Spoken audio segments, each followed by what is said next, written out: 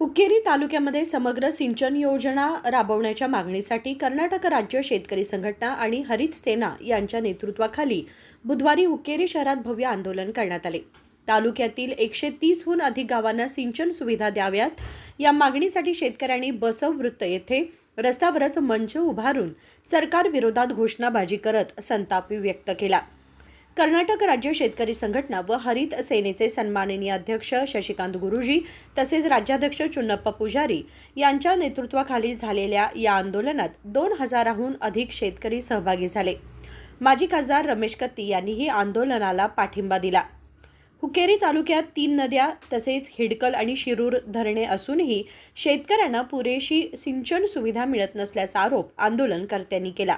तसेच सिंचन विभाग स्थानिक शेतकऱ्यांच्या मागण्यांकडे दुर्लक्ष करून धारवाड औद्योगिक क्षेत्राला पाणी पुरवठा करत असल्याबद्दल सरकार विरोधात नाराजी व्यक्त करण्यात आली. ಹೋರಾಟ ಏನಿತ್ತಲ್ಲ ಅದ ಚಿಂತನೆ ಇರ್ತದ. ನಮ್ಮ ಧರ್ಮ ಜಾತಿ ಪಕ್ಷ ಏನೂ ಇಲ್ಲ. ನಾವೆಲ್ಲರಿಗೆ ಬೆಂಬಲ ಕೊಡ್ತೀವಿ, ಯಾರು ಪರಾನೂ ಅಲ್ಲ ಯಾರು ವಿರೋಧನಲ್ಲ. ಆದ್ರ ಈ ಜಿಲ್ಲೆಯ ಪ್ರಭಾವಿ ರಾಜಕಾರಣಿಗಳಿಗೆ ನಾನು ನೇರವಾಗಿ ಎಚ್ಚರಿಕೆಯನ್ನು ಕೊಡ್ತೀನಿ. ನೀವು ಹಿಂಗ ಅಸಡ್ಡೆ ಮಾಡ್ಕೋತ ಹೊಂಟ್ರಿ ಅಂತಂದ್ರೆ 28ಕ್ಕೆ ಅನುಭವಿಸ್ಬೇಕಾಗ್ತದೆ. ನಾವ್ ಯಾರು ರೈತ ಸಂಘದವ್ರು ರಾಜಕಾರಣ ಮಾಡಂಗಿಲ್ಲ, ರಾಜಕಾರಣ ನಮ್ಗೆ ಸಂಬಂಧ ಇಲ್ಲ. ನಮ್ಮ ಹತ್ರ ಹಣನೂ ಇಲ್ಲ, ನಮ್ಮ ಹತ್ರ ಸಮಯನೂ ಇಲ್ಲ. ಯಾಕಂದ್ರೆ ರಾಜ್ಯದ ಹೋರಾಟ ಮಾಡಕ್ಕೆ ನಮ್ಗೆ ಸಮಯ ಇಲ್ಲ.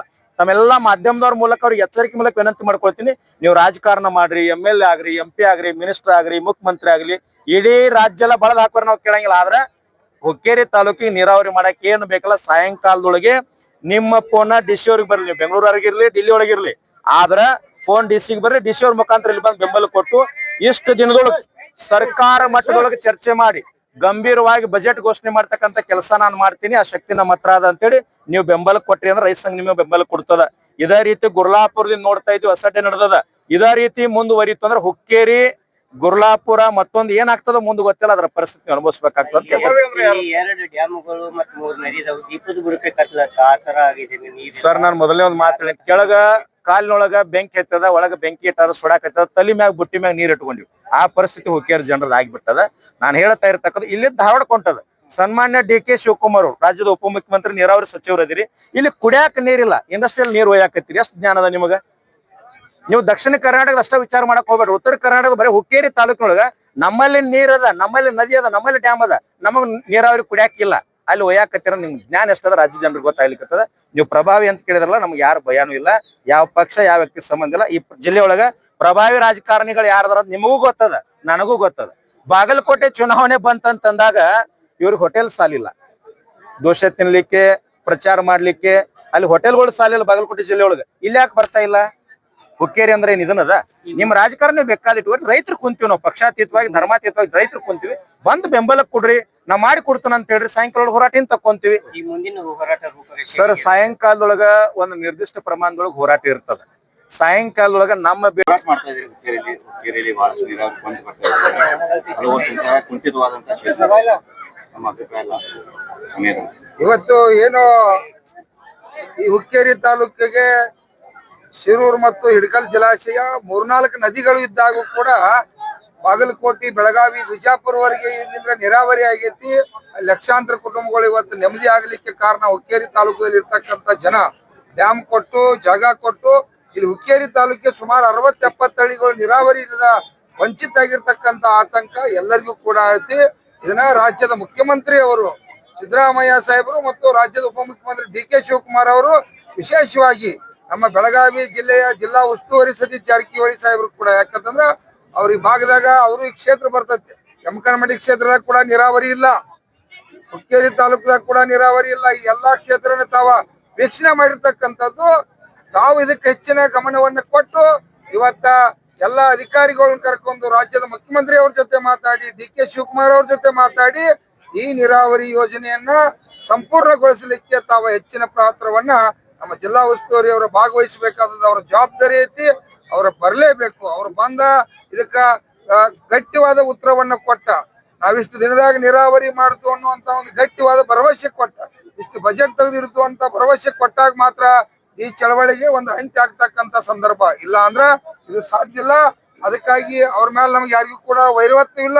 ಇದು ನೀರಾವರಿ ವೈರವತ್ತು ಬರುದಿಲ್ಲ, ಇದು ರಾಜಕಾರಣನೂ ಅಲ್ಲ. ಈ ಭಾಗದ ಕುಡ್ಲಿಕ್ಕೆ ನೀರಿಲ್ಲ, 70-80 ಹಳ್ಳಿಗಳು ಬೀದಿ ಒಳಗದಾವು. ಇನ್ನ ಕೂಡ ಈ ಹೋರಾಟ ತೀವ್ರತೆ ಆಗ್ತದ. ಯಾಕಂದ್ರೆ ಇನ್ನ ಜನ ಬರತಾರು, ನಿರಂತರವಾಗಿ ಹೋರಾಟ ಮುಂದುವರಿದೈತಿ. ಅದಕ್ಕಾಗಿ ಜಿಲ್ಲಾ ಉಸ್ತುವಾರಿ ಅವರು, ವಿಶೇಷವಾಗಿ ನಮ್ಮ ಜಿಲ್ಲಾಧಿಕಾರಿ ಅವರು, ಜಿಲ್ಲೆ SP ಅವರು ಇದಕ್ಕೆ ಹೆಚ್ಚಿನ ಗಮನ ಕೊಟ್ಟ ಹುಕ್ಕೇರಿಗೆ ನೀರಾವರಿ ಮಾಡಬೇಕು. ಇಲ್ಲ ಅಂದ್ರೆ ಇದು ಅಹೋರಾತ್ರಿ ಮುಂದುವರಿತೈತಿ. ಇಲ್ಲಿ ನಾವ್ ಯಾವ ಕಾರಣಕ್ಕೂ ಈ ಸರ್ಕಲ್ ಅನ್ನು ಬಿಟ್ಟ ಅಗಲುವಂತ ಪರಿಸ್ಥಿತಿ ಇಲ್ಲ. ಇದು ಬಗೆಹರಿಬೇಕಪ್ಪ ಅಂದ್ರೆ ಜಿಲ್ಲಾ ಉಸ್ತುವಾರಿ ಅವರ ಹೆಚ್ಚಿನ ಗಮನ ಕೊಡಬೇಕು, ರಾಜ್ಯದ ಉಪಮುಖ್ಯಮಂತ್ರಿ ಗಮನ ಕೊಡಬೇಕು, ರಾಜ್ಯದ ಮುಖ್ಯಮಂತ್ರಿ ಕೂಡ ಕೊಡಬೇಕು, ಈ ಭಾಗದ ಶಾಸಕರು ಕೂಡ ಅವರು ಗಮನ ಕೊಡಬೇಕು. ಅವರು ಗಮನ ಕೊಟ್ಟ ಅವ್ರ ಕೈಯಾಗ ಅಧಿಕಾರ ಕೊಟ್ಟದು ಈ ಭಾಗದ ಶಾಸಕರಿಗೆ. ಅವರ ಇಲ್ಲಿ ಸಾವಿರಾರು ಜನ ಕಾರ್ಯಕರ್ತರನ್ನ ಕರ್ಕೊಂಡೋಗಿ ಅವ್ರು ಸುವರ್ಣಸೌಧ ಮುಂದೆ ಹೋರಾಟ ಮಾಡಬಹುದಾಗಿತ್ತು.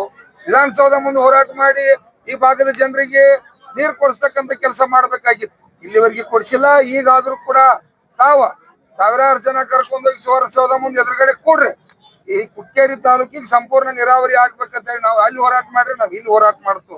ಅದಕ್ಕ ತಾವೆಲ್ಲರೂ ಕೂಡ ಇವತ್ತ ಈ ರಾಜ್ಯದ ಮುಖ್ಯಮಂತ್ರಿ ಅವ್ರ ಗಮನ ಕೊಡಬೇಕು. ಇಲ್ಲ ಅಂದ್ರ ಈ ಚಳವಳಿ ರಾಜ್ಯವ್ಯಾಪಿ ಮಾಡ್ಲಿಕ್ಕೆ ಇವತ್ತು ನಮ್ಮ ಶಶಿಕಾಂತ್ ಗುರೂಜಿ ಅವರ ನೇತೃತ್ವದಾಗ ಕರೆ ಕೊಡ್ತಕ್ಕಂಥದ್ದು ಆಗ್ತೈತಿ. ಅದಕ್ಕೆ ತಾವ ಅವಕಾಶ ಬೇಡ, ನಮಗ ಏನು ಕೂಡ ಕೆಟ್ಟ ವರ್ತನೆ ಮಾಡಿ ಆಕ್ರೋಶ ಮಾಡಿ ಚಳವಳಿ ಮಾಡ್ತಕ್ಕಂಥದ್ದು ಬೇಡ ಅಂತೇಳಿ ನಾವು ನಿರ್ಧಾರ ಮಾಡ್ಕೊಂಡು, ಯಾಕಪ್ಪ ಅಂತಂದ್ರ ಎಲ್ಲಾ ಪ್ರಭಾವಶಾಲಿಗಳು ಇದ್ರಿ.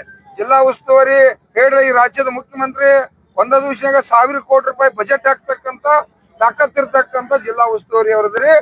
ತಾವ ಈ ರೈತರ ಮೇಲೆ ಪ್ರೀತಿ, ಯಾಕಂದ್ರೆ ಈ ಭಾಗದಲ್ಲಿ ತಾವು ಕೂಡ ಸಾಕಷ್ಟು ಚುನಾವಣೆ ಮಾಡಿದ್ರಿ, DCC ಬ್ಯಾಂಕ್ ಹಲವಾರು ಚುನಾವಣೆ ಮಾಡಿದ್ರಿ. ರೈತರ ಕಷ್ಟ ಗೊತ್ತೈತಿ. ತಾವ ತಕ್ಷಣ ಇಲ್ಲಿ ಬಂದು ರೈತರಿಗೆ ಒಂದು ಗಂಭೀರವಾದ ನೀರಾವರಿಯನ್ನು ಮಾಡ್ತು ಅಂತ ಭರವಸೆಯನ್ನು ಕೊಡ್ಲೇಬೇಕಂತ ಎಚ್ಚರಿಕೆ ಕೊಡ್ತಾ ಇದ್ದೀವಿ.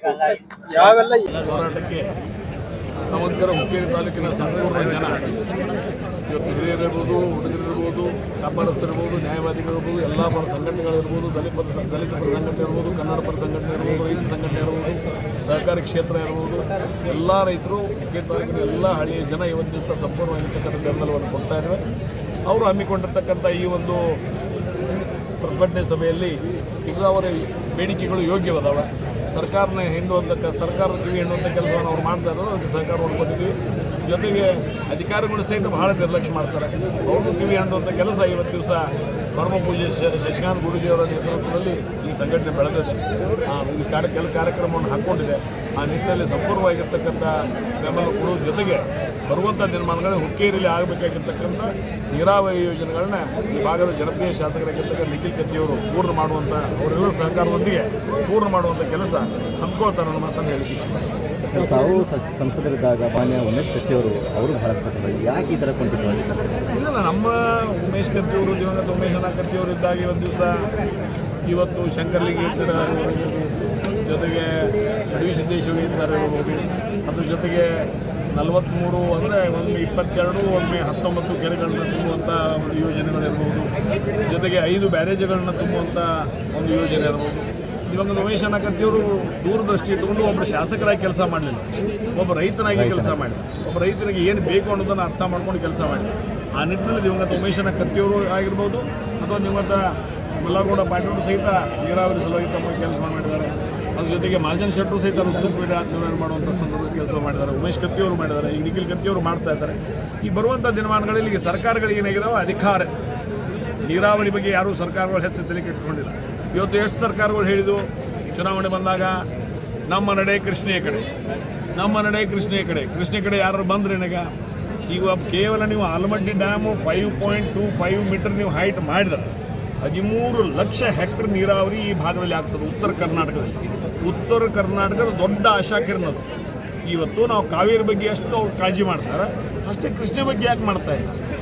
ಈ ನಮ್ಮ ಅಣ್ಣ ಇದ್ದಾಗ ಉತ್ತರ ಕರ್ನಾಟಕದ ದುಮಡಿ ಆಗ್ತದೆ, ಇದ್ರ ಸಲುವಾಗಿನೇ ಆಗ್ತದೆ. ಇವತ್ತು ಅದಕ್ಕೆ 1-1.5 ಲಕ್ಷ ಕೋಟಿ ಬೇಕು. ಅಷ್ಟು ಹಣ ಕೊಟ್ಟು ಇವತ್ತು 5.25 ಮೀಟರ್ ಹೈಟ್ ಮಾಡಿದರೆ 13 ಲಕ್ಷ ಕೋಟಿ ಹೆಕ್ಟರ್ ನೀರಾವರಿ ಆಗೋದ್ರ ಜೊತೆಗೆ ಈ ಭಾಗದಲ್ಲಿ ಇನ್ನೂ ಒಂದು 100 ಏತ ನೀರಾವರಿಗಳನ್ನು ಮಾಡುವಂಥ ಶಕ್ತಿ ಇದೆ. ಆ ಒಂದು ನಿಟ್ಟಿನಲ್ಲಿ ಸರ್ಕಾರಗಳು ಗಮನವನ್ನು ಕೊಡಬೇಕು.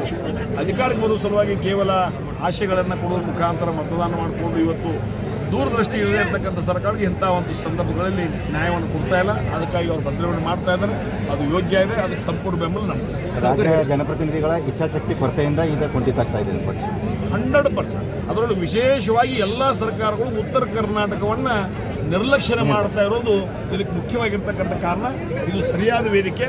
ಇವತ್ತು ಚೆನ್ನಪ್ಪ ಪೂಜಾರಿ ಇರ್ಬೋದು, ಗುರೂಜಿಯವರು ಇರ್ಬೋದು, ಈ ಒಂದು ಹಮ್ಮಿಕೊಂಡಿರ್ತಕ್ಕಂಥ ಪ್ರತಿಭಟನೆಗೆ ಎಲ್ಲ ಉತ್ತರ ಕರ್ನಾಟಕದಲ್ಲಿ ಇರ್ತಕ್ಕಂಥ ಎಲ್ಲ ಒಂದು ರೈತರ ನೀರಾವರಿ ಬೇಡಿಕೆಗೆ ಇದು ಒಂದು ವೇದಿಕೆ ಅನ್ನೋ ಮಾತನ್ನು ಈ ಸಂದರ್ಭದಲ್ಲಿ ಹೇಳಕ್ಕೆ ಇಚ್ಛೆ ಸರ್ಕಾರ ಹಿಡಕಲ್ ಜಲಾಶಯದಿಂದ ಧಾರವಾಡ ಕೈಗಾರಿಕೆಗೆ ನೀರು ಒಯ್ಯುವಂಥ ಯೋಜನೆ ಇದು ಎಷ್ಟು ಮಟ್ಟಿಗೆ ಸರಿ? ಅದು ತಪ್ಪು. ಅದು ರೈತರ ನೀರಿಗೆ ಹಾಕಿ ಕಟ್ಟಿರ್ತಕ್ಕಂಥ ಡ್ಯಾಮ್. ಬೆಳಗಾವಿ ಕುಡಿ ನೀರು ಅಲ್ಲಿಂದ ಹೋಗ್ತೈತೆ, ಹುಬ್ಳಿ ಧಾರವಾಡಕ್ಕೂ ಅಲ್ಲಿಂದ ಹೋಗ್ತೈತಿ, ಈಗ ಇಂಡಸ್ಟ್ರಿಯಲ್ಗೂ ಅಲ್ಲಿಂದ ಒಯ್ಯಾಕತ್ತಾರೆ, ಈಗ ಕನಗಲ ಇಂಡಸ್ಟ್ರಿಯಲ್ಗೂ ಅಲ್ಲಿಂದ ಒಯ್ಯಾಕತ್ತಾರೆ. ಮುಂದೆ ನಮ್ಮ ರೈತರ ಗತಿ ಏನು? ಇದು ಒಂದು ಪ್ರಶ್ನಾರ್ಥಕ ಚಿಹ್ನ. ಇದು ಸರ್ಕಾರ ಕೊಡು ಮುಂದೆ ಇದ್ರ ಬಗ್ಗೆ ಚಿಂತನೆ ಮಾಡಬೇಕು, विचारವನ್ನು ಮಾಡಬೇಕು ಮಾತನ್ನು ಸಹಿತ ಈ ಸಂದರ್ಭ ಹೇಳಿಕೆ ಇಚ್ಛೆ. समग्र सिंचन योजनेचा गॅजेट प्रसिद्ध होईपर्यंत आंदोलन मागे घेणार नाही असा इशारा शेतकरी नेत्यांनी दिला. आंदोलनाच्या पार्श्वभूमीवर कडेकोट पोलीस बंदोबस्त ठेवण्यात आला होता. सचिन कांबळे, KMM मराठी, हुक्केरी.